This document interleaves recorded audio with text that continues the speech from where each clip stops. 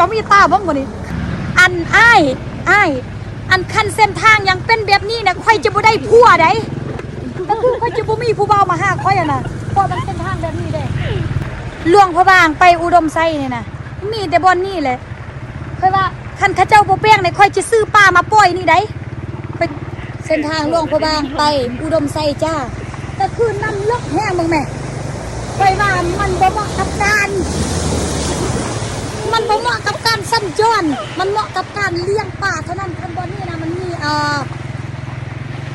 คันบ่เหมาะกับการเลี้ยงปลาเนี่ยค่อยเว้าอีก 4-5 มื้อในทางนี้เนี่ยน่าจะมีจระเข้ทำใจซะผู้ใดรับผิดชอบมาช่วยแน่ได้นะเป็นแบบมันเป็นคุ้มเลิกแล้วฝนตกลงแล้วมันก็เลยกึ่งกันไล่ๆนะต้องปล่อยลงบนท่านแต่มันบ่มีบนปล่อยจ้าเลิกซ้ำได้บ่พี่น้องเจ้ามายืนแม่เลิกซ้ำนั่นแหละก็คือแบบมันเป็นพี่น้องมหาสมุทรมันเลิกแห้งมันรถเก่งรถจักรไปบ่ได้เจ้าต้องเลี้ยงปลาเท่านั้นแล้วนี่เขาเจ้าบ่ได้เอิ้นว่าเส้นทางจ้าแล้วนี่เขาเอิ้นว่าน้องป้าเขาบ่ได้เอิ้นเส้นทาง